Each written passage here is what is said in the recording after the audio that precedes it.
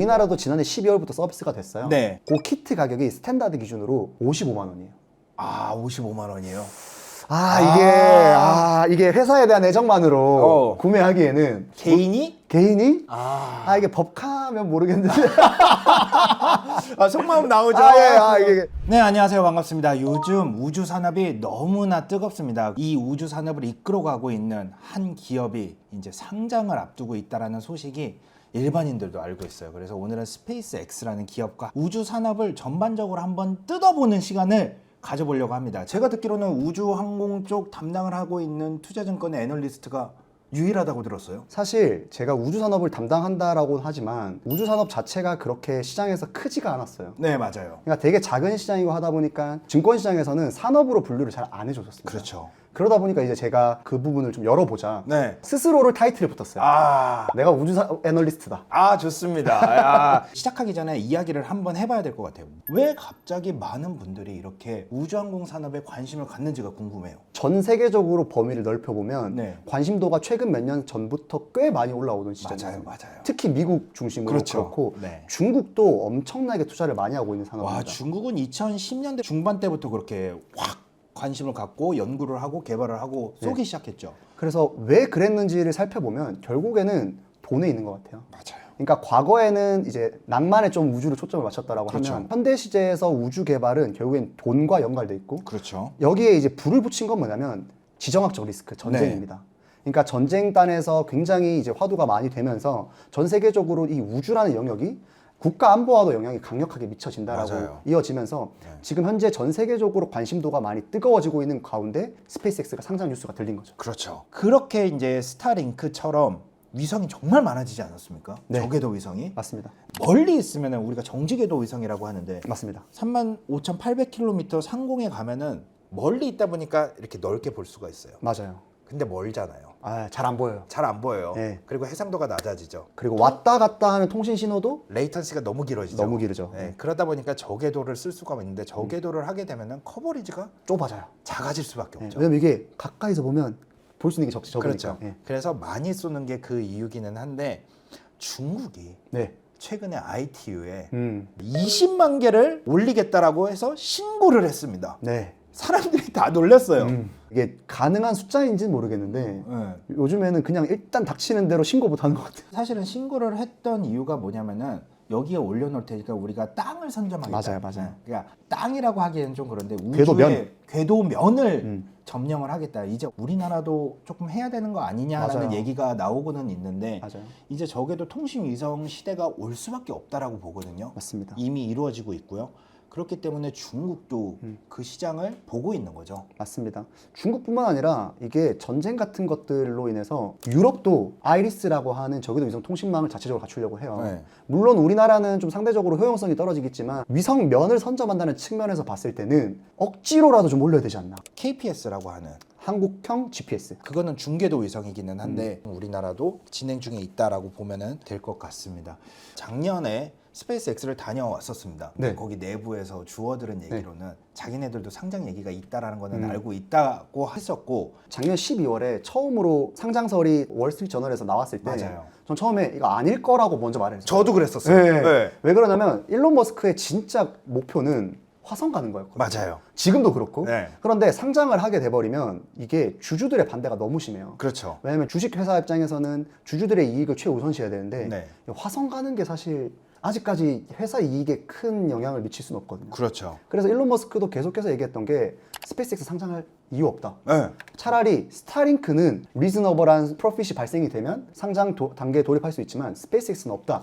그 당시에 분할 상장을 하겠다라고 했던 게 말이 되는 게 면밀히 뜯어보면은 스페이스X는 이제 로켓, 우주산업이었고 스타링크는 따지고 보면은 통신 사업자였어요. 맞아요. 그러니까 엄연히 분야가 다른 분야였거든요. 물론 스페이스X를 통해서 스타링크가 올라가기는 하지만 사업 분야가 달랐기 때문에 분할 상장이 오히려 합리적인 선택이기도 했었어요. 그런데 이제는 통합 상장 이야기가 나오고 있는 것이죠. 왜 그런 식으로 통합 상장을 이제 이야기를 하고 있는지는 여러 이야기들이 있겠지만 오늘 한번 본격적으로 이야기를 해보도록 하겠습니다. 지금 우주 산업 시장 그 반응은 좀 어떻다고 보고 계세요? 이게 확실히 그게 체감적으로 느껴지는 게 네. 상장 뉴스 보도 전후로 네. 주가 상승률이 엄청나게 뛰어 있어요. 맞아요. 그래서 지금 비단 미국뿐만 아니라 우리나라도 좀 뒤늦게이긴 하지만 관련된 기업들이 주가가 많이 오르고 있고 네. 스페이스 X만 가지고 이제 주가가 오르는 게 아니라 거기에 관련주 이제 투자를 했거나 아니면 거기에 이제 뭐 자재, 재료를 댄다거나 이런 관련주들이 계속해서 오르고 있더라고요. 정말로. 맞습니다. 희한하게도 로켓랩의 주가가 음. 그 시점부터 말도 안 되게 올라가기 시작했어요. 그래서 로켓랩 주가 차트를 보시면 스페이스X 상장 뉴스 소식이 들린 12월 5일을 기점으로 네. 엄청 가파르게 성장을 했어요. 맞아요. 그 뉴스 전에도 많이 올라 있는 상태기는 했는데 일렉트론 발사가 이제 많아지면서 네. 그런데 그 뒤에 이제 더 오를 수 있었던 배경은 결국 스페이스X라는 1등 기업이 상장이 되면 지금까지는 대장이 없었던 거예요. 그렇죠. 시장에 대장이 없었는데 네. 대장이 딱 나오면서 밸류에이션이라고 하죠. 네. 그러니까 내가 이 정도 밸류에이션을 받아라고 도장을 딱 찍으면 그 밑에 있는 기업들이 그 밸류에이션을 참고해서 기업 가치 평가를 다시 내리게 되거든요. 그럼요. 그럼요. 그래서 그 밸류에이션 리레이팅들이 많이 일어나면서 대표적인 로켓랩도 어떻게 보면 스페이스X급은 아니지만 거기에 이제 준할 수 있는 기술력을 인정을 받기 때문에 주가도 많이 상승을 했습니다. 그럴 수밖에 없는 게 이제 우주 시장이라는 것 자체가 이제 형성은 되어 있지만 일단은 스페이스 X가 들어와 있지 않기 때문에 시장이라는 파이가 작았어요. 그러니까 그 피자 자체가 작았던 거죠. 그럼 한 조각을 먹었는데 로켓랩은 그 와중에도 큰 조각을 먹고 있기는 했지만 아예 스페이스 X가 시장에 들어오면서 피자 자체가 커진 거죠. 거기에 한 조각은 완전히 다른 얘기죠. 그쵸. 네. 그렇게 되다 보니까 이제 로켓랩도 새롭게 가치를 인정받고 있는 상황이고 우주항공 ETF가 나온 것들도 있고 이제 우주산업과 관련된 뭐 부가가치 기업하는 것들을 모아놓은 ETF를 또 만든다 이런 식으로 얘기가 나오고 있는데 혹시 스페이스 X가 지금 전 세계 우주 시장에 어느 정도 영향력을 미치고 있다고 보세요? 저는 스페이스X 상장 이유는 네. 우주 산업이라고 섹터가 만들어질 가능성이 좀 크다고 생각해요. 그렇죠. 산업으로 편성된다는 것 자체가 일단 기관 자금, 패시브 자금이라고 하는데 ETF가 형성되면 패시브 자금 수요가 많아지고요. 네. 왜냐하면 ETF 상품 같은 것들이 더 많아질 수 있거든요. 그러니까 지금까지는 좀 아쉬웠던 건 뭐냐면 대장주가 없다 보니까 네. 그래도 ETF 같은 경우에는 큰 시가총액을 가진 기업들도 넣어야 되거든요. 그렇죠. 그러다 보니까 이게 우주 기업이야? 라고 하는 기업들이 끼어 있는 경우가 많았어요. 맞아요. 예를 들면은 UAM이라든지 그쵸. 이런 그쵸. 식으로 들어가 있죠. 어떤 경우도 있었냐면 예전에는 구글 관련된 알파벳이 들어간 적도 있어요. 그렇죠. 네. 왜냐하면 통신이 커지면 어쨌든 인터넷도 커진다. 네. 약간 이런 그래서 그러다 보니까 지금까지 ETF는 갸우뚱이었다면 스페이스X의 등장으로 이게 산업으로 편성되고 자금이 훨씬 많이 다 몰리다 보면 이게 산업으로서의 이 규모를 충분히 갖출 수 있는 영역까지 넘어갈 것으로 보고 있습니다. 그럼 우주 산업이 도대체 어떻게 구성이 되어 있냐? 이 부분도 되게 궁금해 하실 거예요. 간단하게 한번 설명해 주실 수 있을까요? 제가 이제 4가지 정도로 분류하는 거는 크게 업스트림과 다운스트림을 나눠서 업스트림에서는 우주 로켓 발사 부문이 있을 것 같아요. 네. 수송인 거죠. 그렇죠. 그러면 수송은 결국엔 뭐냐면 로켓 배송인 거잖아요. 네. 그러면 택배 회사가 뭘 운송을 하냐면 물건을 운송을 하잖아요. 그렇죠. 그러면 뭘 운송하냐? 인공위성을 운송을 하잖아요. 맞아요. 그럼 인공위성을 많이 운송하려면 인공위성을 만들어야겠죠. 네. 그래서 인공위성 제조 영역을 전 두 번째로 그러니까 생각합니다. 위성 제조가 있겠죠. 그렇죠. 네. 그러면 이제 많은 위성들을 쏘아 올리는 업스트림 영역들이 확장이 되면 네. 다운스트림 영역에서는 뭐냐면 많은 서비스들이 있을 거예요. 네. 그러면 그 서비스 시장이 전 세 번째 밸류체인. 그렇죠. 네. 서비스 시장이라고 하면은 이제 위성이 뭐 관측한 데이터라든지 아니면은 위성의 신호라든지 네. 통신이라든지 이런 것들이 있겠죠. 혹은 GPS 항법 같은 영역도 있을 수 있고 그렇죠. 되게 다양해요. 네. 그 서비스 시장이 세 번째고 마지막 시장은 그 서비스를 수신하려면 지상에 있는 장비가, 안테나가 필요하고 장비가 필요하고 또 위성이 많아지면 위성을 컨트롤할 수 있는 지상국도 필요하잖아요.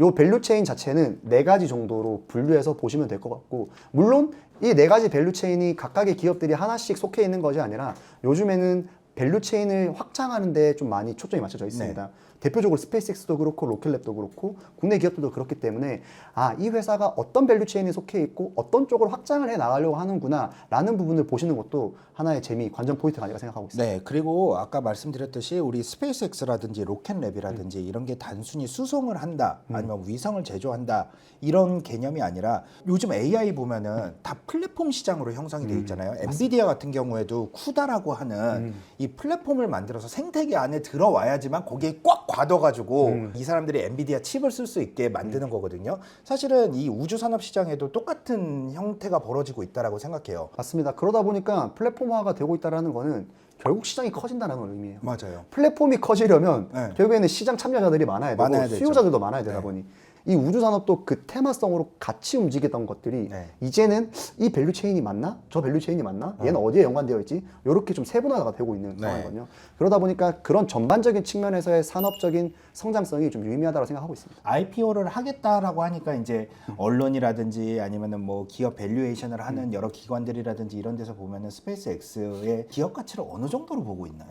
실제로 언론 보도 상에서 나오고 있는 거는 1조 달러 밸류에서 1.5조 달러까지도 기사가 나왔어요. 1조에서 1.5조. 네. 근데 야, 이게 0.5가 5천억 달러이기 때문에 야 이게 그냥 0.5가 아니에요? 맞아요. 네. 이게 뭐 한 100원에서 150만 원 뭐 이 정도가 아니라 아니에요. 1조 달러에서 1.5조 달러이기 때문에 이게 바운드리가 너무 커요. 네, 그렇죠. 근데 그럴 수밖에 없는 게 시장에서도 여기는 미지의 영역이에요. 아, 예측이 안 되는 거예요. 예측이 아예 안 되는 영역입니다. 네. 그렇기 때문에 지금 섣불리 물론 이 가치를 논하긴 힘들지만 최근에 이제 발간한 자료에 따르면 뭘 먼저 추정을 했냐면 네. 실적을 먼저 추정을 했어요. 그렇죠. 얘가 얼마를 버느냐. 그리고 거기에 몇 배를 주느냐를 했을 때 로켓랩의 밸류에이션을 적용을 한다라고 하면 네. 1.5조 달러가 넘는 수치가 나왔습니다. 사실 로켓랩도 밸류에이션이 다시 돼야 되는 기업이거든요. 맞습니다. 지금 현재 기준을 적용했을 때 1.5조라고 하면은 실제로는 더 올라갈 수도 있는 여지가 있다라고 볼 수가 있겠네요. 그렇죠. 그리고 스페이스X 같은 경우에는 아직까지 사업적 확장성이 너무 많이 남아있어요. 아, 너무 많이 남아있죠. 뭐- 달에도 가야 되고요. 네. 화성에도 가야 되고요. 게이트웨이도 지어야 되고요. 그래서 저희 지금 나눈 얘기들이 물론 가정 영역이긴 하지만 네. 종합해보면 한 가지로 귀결되는 것 같아요. 어. 스페이스X로 뭔가를 많이 할 거예요. 그래서 올해 정말 우주 관련된 뉴스들도 잘 챙겨보시고 네. 스페이스X 관련된 뉴스들을 잘 찾아보시면 시장을 움직이는 큰 축 중 하나가 될 것으로 보고 있기 때문에 안들각도 구독, 좋아요 꼭 눌러주시기 바랍니다. 제가 정말 열심히 공부하고 있거든요. 많은 얘기 해드릴게요. 최근에 또 이슈가 하나 있었습니다. XAI와 아, 합병. 합병 발표를 했습니다. 네. 이게 어떤 의미이고 XAI는 어떤 기업이었는지 간단하게 한번 조금 짚어주시면 좋을 것 같아요. XAI 홀딩스 같은 경우에는 네. 우선 그록 AI 그록. 서비스 아시죠? 네. 그 서비스를 하는 이제 기업이기도 하고 그렇죠. 그리고 이제 X를 이제 보유하고 있는 기업이기도 합니다. 맞아요. 한마디로 얘기하면 소프트웨어 기업이라고 생각하셔도 좋을 것 같아요.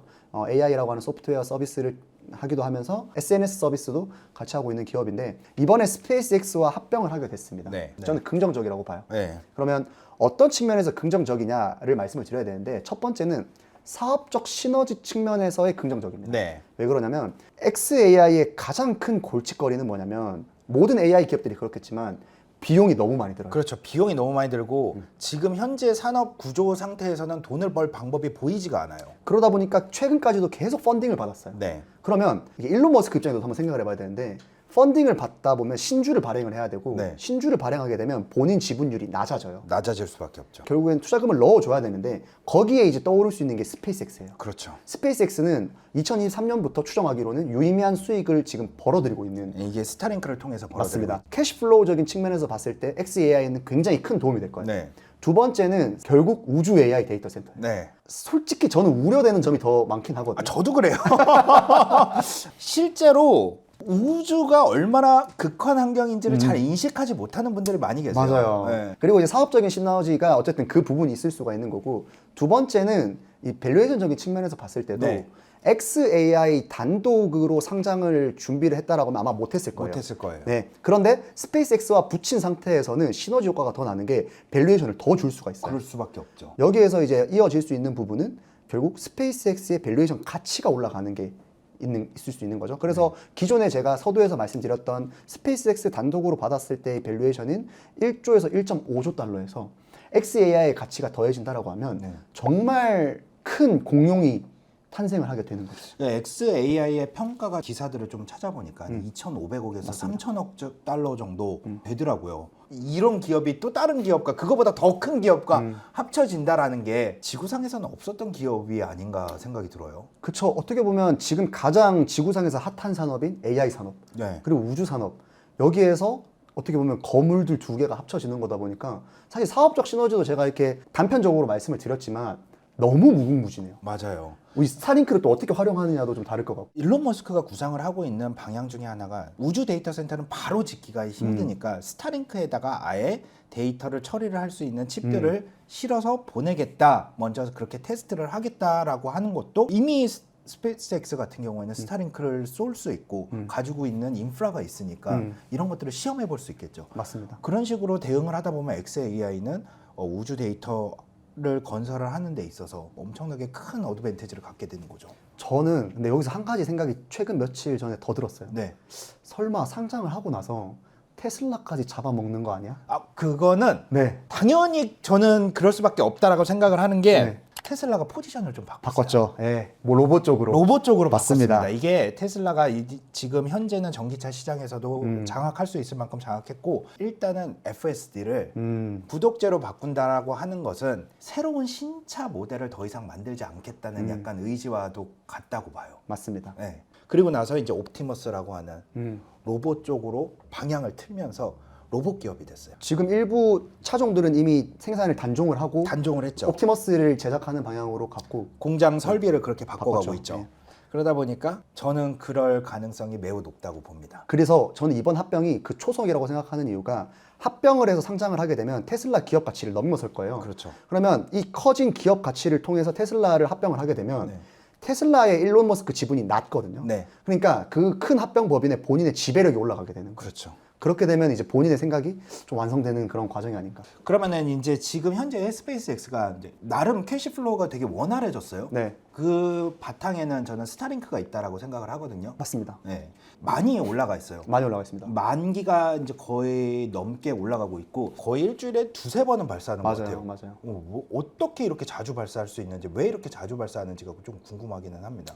결국에는 스타링크 자체가 지구 전체를 지구 저궤도에 있는 위성으로 덮어서 네. 통신 서비스를 제공해야 되다 보니까 핵심적인 요소는 위성을 많이 발사하는 거예요. 그렇죠. 그런데 더 많이 발사해야 되는 이유는 뭐냐면 이용자 숫자가 더 늘어나다 보니까 네. 이게 위성당 커버하는 지역에서의 이용자 숫자가 많아지면 떨어질 수밖에 없죠. 느려져요. 네. 그래서 과거에 2022년 정도에는 전 세계 스타링크 속도를 비교해 보면 미국이 제일 느렸어요. 사용자가 많으니까. 사용자가 많으니까. 아, 그리고 낮 시간에 엄청 느려졌어요. 네. 그래서 불만들이 많았는데 그러다 보니까 위성 발사를 훨씬 더 많이 하고 있고 이게 재밌는 거는 스페이스X도 스타링크 위성을 매번 똑같은 위성을 발사하는 게 아니라 아니죠. 업그레이드를 시키고 있어요. 네. V1.5도 있었고 지금 V2 미니가 미니. 예, 발사되고 있는 걸로 아는데 그 발사 과정에서도 위성 퀄리티가 업그레이드가 많이 되고 있기 때문에 향후에 더 많이 발사할 거로 보고 있습니다. 보통 200km에서 길게 보면은 한 2000km까지를 우리가 저궤도라고 하기는 하는데 그 저궤도는 여러분들 우주상공인 것 같지만 대기가 있습니다. 맞아요. 네, 그래서 마찰이 있어요. 맞아요. 가만히 놔두면 떨어져요. 오래되면은 성능도 부식이 되고 부식이 되고 왜냐면 우주 방사선 이런 것들이 엄청나게 많이 날라오기 때문에 플레어나 그렇기 때문에 계속 갈아줘야 돼요. 맞습니다. 네, 계속 갈아주다 보니까 위성 수도 엄청나게 많아질 수밖에 없고요. 그리고 스타링크의 특징은 수신기만 있으면 우리가 쓸 수가 있는데 문제는 지금 수신기가 비싸고 크다는 거죠. 맞습니다. 그 안테나라고 하죠. 네, 안테나. 우리나라도 지난해 12월부터 서비스가 됐어요. 네. 그 키트 가격이 스탠다드 기준으로 55만 원이에요. 아, 55만 원이에요. 이게 회사에 대한 애정만으로 구매하기에는 개인이? 개인이? 아, 이게 법카면 모르겠는데. 속마음 나오죠. 이게 55만 원을 선뜻 이렇게 사기에는 조금 부담이 있더라고요. 요즘 테크 같은 거 뉴스 보면은 루머가 있어요. 뭐 아이폰 18에 스타링크가 장착이 될 수 있도록 하겠다라고 하는데 이게 사실일 수가 없는 게 맞아요. 위성이 그 기능을 아직 못해요. 맞습니다. 이게 정확히 말씀드리면 우리가 쓰고 있는 아이폰이나 갤럭시 같은 경우에는 네. 위성통신 주파수 대역대를 수신할 수가 없어요. 없어요. 5G보다 높은 쿠밴드, 카밴드를 그렇죠. 지금 하고 있기 때문에 물론 D2C용 위성이 올라가 있긴 한데 네. 그거는 충분하지가 않아요. 일단은. 충분하지도 않고 또 개울물로 따지면 쫄쫄쫄쫄 나오기 때문에 네. 문자 정도만 됩니다. 그렇죠. 더 큰 문제는 쿠밴드, 카밴드 같은 위성통신 주파수 대역대는 우리나라에서 할당을 해줬는데 네. 4G, 5G 주파수 대역대를 할당하기 위해서는 기존에 있는 통신 사업자 거를 빌려와야 돼요. 네. 그러다 보니까 D2C, D2M까지 가는 여정이 굉장히 멀어요. 네. 그게 된다고 한들 이렇게 건물 안에 들어오거나 집 안에서는 좀 힘들 거예요. 네, 그래서 여러분들이 지하철을 탄다든지 이렇게 되면은 아무것도 못하는 상황이 발생할 수 있어요. 그래서 사실은 이런 루머들이 많이 있는데 그래서 우리가 사실은 우주 산업이라든지 이 시장이 어떻게 맞아요. 흘러가는지를 잘 공부를 하기는 해야 되는데 이제 많은 분들이 스타쉽이라는 거에 있어서 스타쉽은 그냥 화성 가려고 만드는 거 아니냐라고 얘기를 하고 있어요. 근데 스페이스X의 장기 플랜을 보면은 팔콘 9은 없어지고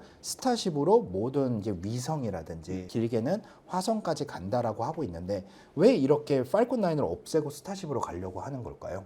결국에는 사업적 방향성이 거기 있는 것 같아요. 네. 그러니까 일론 머스크가 추구하는 바는 우주 인프라를 굉장히 이제 크게 갖추기 위함이고, 아직까지도 falcon 9의 좀 아쉬운 점이라고 할까요? 2단 로켓은 재사용을 경제적인 이유로 할 수가 없죠. 안 하고 네. 있는데 스타쉽 같은 경우에는 풀리하게 재사용이 가능하다는 점이 있고, 압도적인 페이로드 무게를 가지고 있기 때문에 킬로그램당 단가가 드라마틱하게 떨어질 것으로 거의 예상되고 3분의 1 정도로 예상을 하고 있어요. 그러면 이게 한 번 운송했을 때의 규모가 아예 달라지는 네. 거죠. 그게 있는 것이고, 두 번째는 추진제를 액체 메탄을 네, 사용을 액체 하기 때문에 거기에 대한 리퍼비시하는 기간이 짧아진다라고 그렇죠. 할까요? 그 기간도 짧아지기 때문에 이제 유의미한 성과가 아마 곧 1, 2년 내로 좀 볼 수 있지 않을까 생각하고 있어요. 이 액체 메탄이 왜 이제 재사용하는데 빠르게 사용할 수 있냐라고 하면은 기존에 지금 팔콘 9 같은 경우에는 케로신 계열의 연료를 쓰고 있는데 그거를 재사용을 한다고 해도 안을 다 닦아줘야 돼요. 맞아요. 찌꺼기가 그름이 남죠. 엄청나게 남기 때문에 그걸 다 닦아줘야 되는데 액체 메탄은 그게 없습니다. 맞습니다. 네. 그리고 스타쉽 같은 경우에는 너무나 효율적인 게 발사대로 돌아오는 것까지 우리가 성공을 하고 이제 소름이 돋았죠. 메카질라. 그 부분이 하나 있고, 사실은 스타쉽으로 넘어갈 수밖에 없는 이유가 저는 스타링크에도 있다고 보거든요. 아까 우리가 얘기를 했던 D2C 같은 거. 맞아요. D2C 같은 경우에는 하려면은 스타링크의 위성 자체의 성능이 좋아져야 돼요. 엄청 커야 되죠. 네, 그리고 커져야 됩니다. 맞아요. 무거워지고. 맞아요. 이거를 운반을 하려면은 현재 기준으로 지금 팔콘 9으로는 몇 대밖에 안 돼요. 맞아요. 그 대표적인 예시가 AST 스페이스 모바일이라는 맞아요. 미국 기업이 있거든요. 네. 여기도 저기도 이성통신을 하는데 D2C가 아까 스타링크는 문자 정도밖에 안 된다라고 했잖아요. 일부 지역에서. 그런데 AST 스페이스 모바일은 우리는 인터넷이 되게 할 거야 라고 하는 기업이에요. 그럼 너희는 그걸 어떻게 하게 할 건데, 우리는 스타링크처럼 상대적으로 작은 위성이 아니라 엄청 큰 위성을 발사할 거야 라고 했는데, 이게 엄청 큰 위성을 발사하기 위해서는 로켓이 엄청 커져야 돼요. 맞아요. 근데 지금은 그런 엄청 큰 로켓이 상용화된 게 없다 보니까 AST 스페이스 모바일이 위성이 10개가 채 안 올라가 있어요. 네. 그러다 보니까 AST 스페이스 모바일을 위해서도 그렇고 스타링크의 발전 방향성을 위해서도 그렇고 스타쉽의 개발이 상용화가 좀 필수 불가결하다. 그래서 이 부분에서 물론 시장 자체는 로켓 시장이 작을 수는 있지만 그 로켓 시장에서의 기술 혜자를 가지고 있느냐 안 가지고 있느냐도 굉장히 큰 좀 문제라고 생각을 하고 있고, 네. 우리나라도 그래서 좀 로켓 쪽 개발에 정부 차원에서도 그렇고 국민적인 관심도가 좀 높아져야 되지 않나. 맞아요. 근데 예전보다는 진짜 많이 높아졌어요. 와, 그렇죠. 저는 아직도 기억나는 게 네. 좀 어렸을 때인데 나로호 실패에 네. 너무 국민적인 뭐랄까요, 조롱이랄까요? 이렇게 돈을 써서 네. 이렇게 실패할 거면 네. 이거 왜 하냐? 심지어 전 그런 얘기 들어봤어요. 실패한 거 보고 나로호 됐네. 뭐 약간 이런 비하까지 있을 그렇죠, 정도로. 그렇죠. 그런데 최근에는 어떤 발사 실패나 어떤 사업적 성과에 대해서 성공을 하든 실패를 하든 응원해주는 문화가 발생이 되고 있고. 네. 근데 보통 터지는 장면들도 많잖아요. 8차, 9차, 10차 다 터졌죠. 근데 이제 터진 거 보고 언론 기사상에서 제목에서 뭐 실패 이런 기사 쓰면 네. 댓글에 욕이 많아요. 이걸 왜 실패라고 하냐? 그건 성공하는 과정의 일환이다. 이러면서 그런 거 보면서 정말 많이 달라졌구나. 우주 산업 시장 앞으로 한 몇 년 정도 더 보고 계십니까? 저는 앞으로 몇 년이 아니라 이제부터 시작이다. 저랑 같군요, 생각이. 네, 이제부터 시작이라 생각하고 있어요. 네.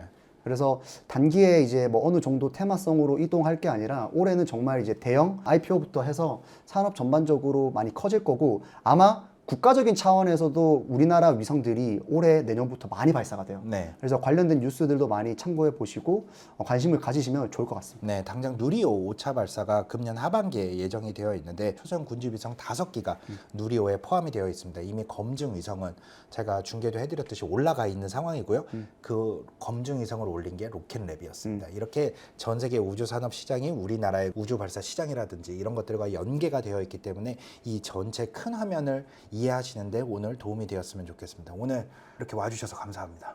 저 너무 영광입니다. 아유, 감사합니다. 아유. 다음에 또 기회가 있으면은 네. 또 다른 얘기로 한번 찾아뵐 수 있으면 좋겠습니다. 감사합니다. 알겠습니다. 감사합니다.